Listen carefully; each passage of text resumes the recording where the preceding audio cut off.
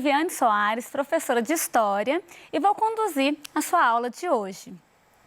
O tema da nossa aula está em torno de conflitos contemporâneos, mais especificamente resistência e conflitos na Primeira República no Brasil, embates políticos e culturais. A partir de hoje, a gente vai fazer uma revisão sobre a Primeira República no Brasil, analisando os impactos da prática política do liberalismo brasileiro nesse período, que vai desde a proclamação da República em 1889 até o ano de 1930. Espera-se que ao final dessa aula você seja capaz de analisar e compreender os impactos da prática política do liberalismo brasileiro, da Primeira República, sobre os segmentos menos favorecidos da população, trabalhadores urbanos, camponeses e setores médios. Analisar as ações do Estado republicano em favor da modernização e seus impactos sobre a população, considerando a reação ao papel do discurso científico, o higienismo. Por dentro dos conceitos. Nós vamos trabalhar hoje, então, a Primeira República. Mas antes de falarmos da República, precisamos compreender aí, né, o que se trata ao dizer República, o que a gente tinha antes dessa Primeira República no Brasil. Então, olha, diferenciando aqui monarquia, que é o sistema que a gente tinha anteriormente, né, antes da proclamação da República em 1889. Então, na monarquia, o chefe de Estado, ele é de família nobre, o seu cargo, ele é hereditário, né, e vitalício. Então, ele permanece no poder enquanto vida tem. No caso da República, nós temos o chefe de Estado, ele é escolhido, né, por meio aí, ele é eleito, né, por meio de um voto, e o poder dele, ele é circunscrito a um determinado período. Essas são regras gerais, né, vamos pensar de modo geral, algumas características principais desses dois sistemas. Então, o que a gente vai analisar agora é a transformação aí, né, de monarquia para a república no Brasil e os primeiros anos dessa república. Contexto histórico, então, final do século XIX, nós temos aí na monarquia como governante Dom Pedro II, que está com seu poder fragilizado, né, está enfrentando uma série de questões que nós vamos ver a seguir. São as questões do império, elas foram determinadas assim, né, foram chamadas assim. Então, são três questões principais, questão militar, a questão abolicionista e a questão religiosa. A questão militar é uma referência à posição, né, o posicionamento dos militares do Brasil nesse contexto pós-Guerra do Paraguai. Então, os nossos militares, eles voltaram da Guerra do Paraguai mais fortalecidos, vamos dizer assim, né? E o Exército compreendendo que ele deveria ter um papel mais significativo na política brasileira. Então, o Exército, ele começa a demandar uma participação maior e a compreender e difundir, né, em seus discursos a ideia de que o governo brasileiro, ele tinha que ser regido pelos mais capazes, né? E ao se tratar de mais capazes, eles referiam, claro, o Exército como mais capaz nesse contexto. Então, surge até um imaginário do soldado cidadão, aquele que tem uma missão aí, né, para transformar a sociedade, para permitir uma modernização na política, e eles vão, à medida, né, que se desenvolvem essas ideias, há uma aproximação também de ideias republicanas. A outra questão é a questão religiosa. Então, durante esse período da monarquia no Brasil, existia um grande poder por parte do rei com relação à igreja, de forma que o rei, ele conseguiria, por meio de benefícios que ele possuía, né, determinar integrantes do clero, indicar, vamos dizer, esse integrante do clero. Esse rei também, ele tinha o poder de assinar concordando ou não com uma determinação religiosa. Então, uma questão que fica clara aí nesse período final do governo Dom Pedro II é que a igreja, ela criou uma determinação de que não seria permitido maçons dentro do clero. E era preciso seguir. Mas como no Brasil existia aí, o poder do Dom Pedro II, que só seguia as determinações a partir do momento em que ele assinasse, né, ele não concordou com essa determinação. Então ficou um embate entre os religiosos no Brasil querendo seguir a ordem determinada pelo Papa e o rei que não queria seguir aquela ordem, até porque o rei, ele era muito próximo dos maçons. Então o que acontece? Alguns padres, né, alguns religiosos que até enfrentaram o rei, chegou a acontecer de bispo ser preso, mas o rei não permitiu que essa regra, né, fosse cumprida aqui. E esses embates, eles acabam enfraquecendo aí aquela aproximação que existia entre igreja e rei. Então, o rei ele perde um pouco o apoio, né, da igreja. Outra questão importante para a gente é a questão abolicionista. A gente está falando de um contexto em que já havia, né, várias discussões em torno da necessidade de abolição da escravidão. O movimento abolicionista ele estava bem grande, né, tinha bastante força e era um caminho também, né, que é, bem dizer, um caminho sem volta. Se a gente pensar que o Brasil ele estava atrasado, né? Ficou para trás nessa questão da abolição da escravidão. Isso fazia com que a pressão fosse muito maior e o rei ele tinha que lidar com duas questões. Por um lado, atender os anseios, né, dos abolicionistas de maneira geral, de uma sociedade como um todo, de outros países. A gente pensar na América, né, como um todo, a gente não tem mais esse sistema de escravidão e o Brasil permanecer. Então, ele ficava sofrendo essa pressão de um lado e de outro lado, os proprietários de escravos, que, por terem comprado escravo no momento em que a escravidão foi permitida, eles começam a questionar. Eles vão receber indenização? O governo vai devolver para eles o direito que eles gastaram? Então, há esse embate também. E uma clara associação, gente, porque os países da América aboliram a escravidão e instituíram a república. O Brasil tinha a escravidão e a monarquia. Então, eles começam a relacionar. Será que se nós fôssemos uma república, a gente ainda teria escravidão? Então, são discussões que estavam aí muito fortes e problemas para Dom Pedro II enfrentar nesse finalzinho aí do seu governo. Então, a gente tem aqui até uma charge em que Dom Pedro II está, né, meio que preocupado, vamos dizer assim, dizendo, olha, o governo vai cair, eu já briguei com os fazendeiros, já briguei com a igreja. No caso, ele se refere ao exército. E aí o membro do exército fala para ele, fala assim, quem mandou você criar questões militares, né? Numa referência que também o setor militar estava tendo problemas com o rei. Algumas condições econômicas aí nesse período. A gente tem uma expansão cafeeira, principalmente na região do Oeste Paulista. A gente tem o desenvolvimento tímido, mas o desenvolvimento de indústrias, né? Novos bancos, estradas de ferro, algumas transformações acontecendo. Embora elas fossem limitadas, uma vez que o Brasil ele mantinha um padrão, né, de dependência à exportação, né, de produtos agrícolas, a gente tem aí uma permanência em algumas regiões da estrutura agrária, né, ela se conserva, relações em que os senhores eles mantêm o seu poder, inclusive mesmo com todas essas discussões, o regime escravista ainda muito forte em muitas regiões, né? A mão de obra escrava, ela começa a ser substituída pelo imigrante, não só por uma questão da abolição da escravidão, mas também por uma necessidade que se havia naquele momento, dentro de um contexto aí de branquear a população, né, de eugenia, vamos dizer assim, de melhoramento da população. Existia essa ideia de que era importante, tanto como mão de obra, mas trazer também o imigrante para que a população brasileira ela passasse gradativamente por um processo de clareamento, né? Estou falando de clareamento mesmo, de embranquecimento da população, seriam os termos aí. A gente tem também a questão do imigrante, que vai estar muito presente nas primeiras indústrias, né? Que vai cumprir um papel muito importante mais adiante, aí, até mesmo no movimento operário. Um ponto importante nesse momento aí é a abolição da escravidão.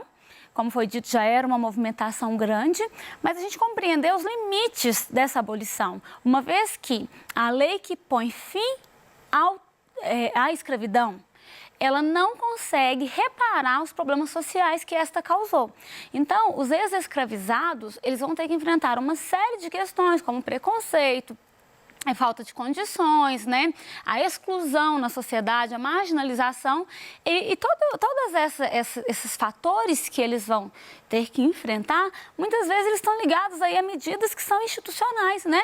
Leis, por exemplo, que são criadas naquele contexto, que impede o acesso à propriedade, né? Que limita certos tipos de trabalhos que não podem ser feitos pelos negros. Então, há aí uma dura batalha logo após a abolição da escravidão, deixando claro que foi um ponto importante nesse avanço aí, né, para a liberdade dos negros, mas cheio de limitações com relação aos direitos aí, às questões sociais. Qual a situação política desse governo de Dom Pedro II, então? A gente tem a falta de habilidade para resolver, né, esses impasses que ele estava vivenciando, a gente tem a perda de apoio, né, grupos importantes que até então apoiavam ele foi perdendo.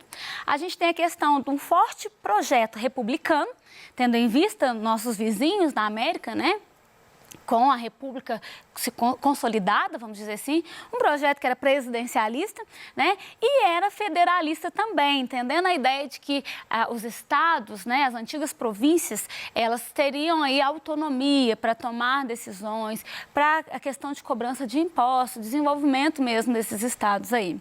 A gente tem também a disseminação das ideias liberais, né, que vai chegar no Brasil também, juntamente com as ideias positivistas, né, que vão aí ter como precursor o pensador Auguste Comte, que vai tentar, né, vai buscar a utilização de métodos científicos aplicados às questões sociais. Então, o próprio emblema da nossa bandeira, né, a ordem e progresso, faz parte desse pensamento, né, na ideia de ter a ordem como meio, um progresso como fim, tentar aplicar meios aí da ciência mesmo para as outras questões de maneira geral, aí, questões sociais, questões políticas. E é bom reforçar, né, da influência que a gente tem dos outros países que já tinham república, e em especial o exemplo dos Estados Unidos. Então, a proclamação da República, ela vai se dar aí em meio a essa aproximação que a gente tem entre os republicanos, os que defendiam aí esse sistema, e também os militares, que já estavam caminhando nessa direção. A gente tem alguns monarquistas aderindo à causa, né? Os monarquistas seriam aqueles que anteriormente defendiam a monarquia, eles começam a se abrir para as ideias republicanas. A gente vai ter também, nesse contexto, os boatos, né? Começa a divulgar aí que o Dom Pedro estava tentando organizar uma repressão aos militares, e isso ajuda no desenvolvimento desse processo que vai culminar na proclamação da República. Então, no dia 15 de novembro de 1889, Deodoro da Fonseca, ele vai assumir o comando das tropas, né? E ele vai depor o ministério que estava aí tomando frente no quartel-general do Exército. E 2 dias após, a família real, ela é mandada para o exílio, né? Então, a gente tem aí o fim da monarquia no Brasil, a família real, ela é retirada, e a gente vai ter a instituição aí, né? O caminhar de um novo modelo aí, que vai ser o republicano. Tem uma chargezinha, né, que vai tratar um pouco sobre esse contexto. Ela fala assim, ó, já pensou se a internet estivesse bombando na época em que o Brasil foi proclamado república? Aí tem os comentários, né? Primeiro, Deodoro da Fonseca falando, 1 milhão de curtir na página Brasil República no Facebook. Depois tem aí um militar falando, pesquisa aí, liberdade, liberdade, tá bombando no YouTube. Uma senhorinha pergunta, mas o Brasil não é mais monarquia? E aí a gente tem o outro respondendo, acho que não. A hashtag perdeu Dom Pedro II está em primeiro no Twitter. Esse aqui é uma forma, né, uma charge tentando brincar um pouco com essa questão. A gente sabe que a gente está falando de um contexto atual, né, uma vez que seria impossível qualquer tipo de associação, né, naquele contexto, já que a gente não tinha essas possibilidades. Se trata aí até de um anacronismo, mas é uma brincadeira em se dizer... em se fazer um contraponto, né?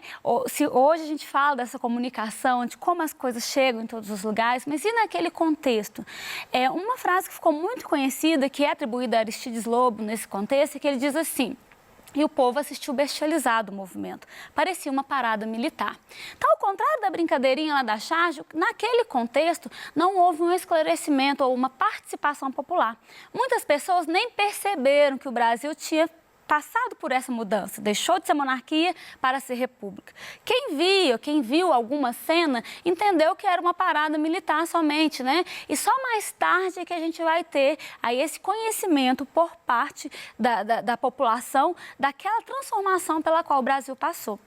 Então, fica muito claro que há uma ausência aí, né, de participação por parte de grande parte dos brasileiros aí, nesse momento histórico aí, nesse momento importante do Brasil.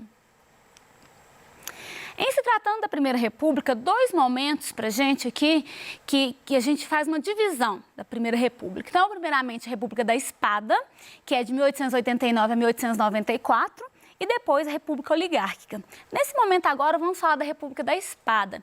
Esse nome, República da Espada, é uma referência à arma do Exército, né? A espada aí como uma importante arma aí utilizada durante muito tempo pelo Exército. E por que chamar de República da Espada, então? É porque membros do Exército, militares, é que governaram o Brasil. Então, de 1889 a 1894, a gente teve militares governando, por isso República da Espada. Bom, dois especificamente, né, dois presidentes nesse contexto nosso aí. Primeiro, Deodoro da Fonseca, que vai assumir provisoriamente, depois ele vai assumir constitucionalmente, né? Então, ele teve algumas tarefas importantes logo que ele assumiu, né? O banimento da família imperial, a questão de assumir os compromissos da monarquia, né? Todos os compromissos e dívidas, inclusive, a preocupação em se elaborar uma Constituição republicana. Então, a gente tem um novo sistema, a gente precisa, então, das leis de acordo com isso. Então, a gente precisa de uma Constituição. Foi também um ponto importante para ele. E também ele vai vivenciar nesse contexto uma política econômica que visa a industrialização no Brasil, embora ela não tenha o resultado esperado, foi chamada encilhamento, né? Que é a política econômica do Rui Barbosa, que por meio da emissão de moeda, ele tentou incentivar a indústria, só que o efeito foi o contrário, uma vez que indústrias fantasmas foram criadas e o desenvolvimento que era esperado, ele não aconteceu de fato. Depois a gente tem o governo Floriano Peixoto, que ele vai tentar conter as instabilidades da República, vamos dizer assim, né? A especulação, a inflação, que foi gerada, inclusive, por essa política econômica do governo anterior, né? A gente vai ter aí a questão dele tentar controlar as revoltas. O Marechal Deodoro da Fonseca, ele era um presidente mais autoritário, ele se aproximava muito do monarquismo, né? Ele ainda tinha aquela ideia. Então, ficou muito claro, enquanto ele governava, as medidas autoritárias. Ele chegou a fechar o Congresso, por exemplo, porque ele queria tirar do poder alguns presidentes de Estado que ele não concordava. Então, tudo isso fez com que ele sofresse uma forte oposição. O Deodoro da Fonseca, ele renunciou, e foi assim que Floriano Peixoto assume logo em seguida, tá? O Floriano Peixoto, ele vai ter um papel muito importante, porque ele também vai enfrentar revoltas. A gente tem a revolta da Armada e a revolta federalista acontecendo, e ele precisa pôr um fim, né, nessas revoltas, o que deu a ele o título de consolidador da República, também conhecido como Marechal de Ferro, por causa da firmeza dele para conter aí, certo? E o outro contexto nosso aqui é a República Oligárquica, que é um período aí que ele é marcado por maior autonomia dos estados. O federalismo, ele dá mais autonomia, isso dá um desequilíbrio dos estados com relação ao plano nacional, uma vez que os estados conseguiam fazer acordos e controlar a política, né? É uma marca muito grande aí o predomínio dos estados de São Paulo e Minas Gerais e também a força e o poder por parte dos coronéis, que eram fazendeiros que desde o Império havia recebido esse título de coronel e tinha uma interferência muito grande na região em que ele estava inserido. Então, o coronelismo é esse sistema em que o coronel, ele interfere até mesmo na questão política local, de forma que ele consegue controlar as pessoas que vivem naquela região, por meio da troca de favores, ele conduz a população para um determinado candidato, né? A gente tem o clientelismo, que é justamente se oferecer prêmios, emprego, comida em troca de voto. E uma prática comum nesse contexto foi o voto de cabresto, que é uma referência ao cabresto mesmo do animal, né? Ao dizer que o coronel, ele conduz o eleitor para fazer o que ele estava desejando aí, né? E nesse paraíso das oligarquias, as práticas eleitorais fraudulentas não podiam desaparecer. Elas foram aperfeiçoadas. Nenhum coronel aceitava perder as eleições. Os eleitores continuavam a ser coagidos, comprados, enganados ou simplesmente excluídos. Dentro também dessa política, nós temos a política do café com leite, que era um acordo entre os estados de São Paulo e Minas Gerais, de forma que esses dois estados, com o número de votos que eles tinham e o poder econômico, eles conseguiam conduzir a eleição, determinando qual candidato à presidência deveria ter mais força, né? Geralmente, a gente teve muitos paulistas e mineiros assumindo o poder, o que não quer dizer que foi um revezamento ano a ano, uma vez que eles também poderiam apoiar candidatos de outra região. A política dos governadores também foi uma forma de fortalecer o poder do governo federal, uma vez que o governo federal ele exercia o controle, né, com os governadores na tomada aí de decisão nas eleições, então um apoiava o outro. Então o governo central ele favorecia os estados e os estados não iam contra as medidas tomadas pelo governo. Não havia aí uma grande interferência do executivo nos estados, justamente por causa dessa política dos governadores. Nos aspectos econômicos, a gente vai ter aí o café como principal produto, né? A industrialização ainda tímida, né? Mas caminhando aí para que o Brasil pudesse alcançar aí a modernidade tão sonhada. Vamos testar nosso conhecimento? A gente tem aqui a imagem, né, de alguns coronéis desse contexto aí. Aqui o coronel está falando para o eleitor, aperta o 1 e depois o 5, e o eleitor concordando, 5 coronel. E aqui um texto que vai tratar sobre o coronelismo, né, como um período de grande violência, em que os candidatos eram, os eleitores eram incentivados pelo coronel a votar em determinados candidatos, né? E a questão aí, o coronelismo, fenômeno político da Primeira República, tinha como uma de suas principais características o controle do voto, o que limitava, portanto, o exercício da cidadania. Nesse período, esta prática estava vinculada a uma estrutura social, letra A, igualitária, com um nível satisfatório de distribuição de renda, B, estagnada, com uma relativa harmonia entre as classes, C, agrária, marcada pela concentração da terra e do poder político local e regional, D, tradicional, com a manutenção da escravidão nos engenhos como forma produtiva típica, e é democrática, pois permitia a participação livre de todos. Na resposta à letra C, agrária, marcada pela concentração de terra e do poder político local e regional. Uma dica para o estudo também, para buscar recapitular aí o que a gente falou, né? É a utilização do mapa conceitual, em que vocês podem colocar aí as questões do Império e também as questões referentes aí à República Oligárquica que foram tratadas até aqui. Que algumas ideias, né, algumas possibilidades, República da Espada, referir-se aos militares no poder, encilhamento, no caso da República Oligárquica, uma referência aí ao coronelismo, a política do café com leite. Fique ligado, na próxima aula estudaremos os aspectos sociais da Primeira República. Até lá!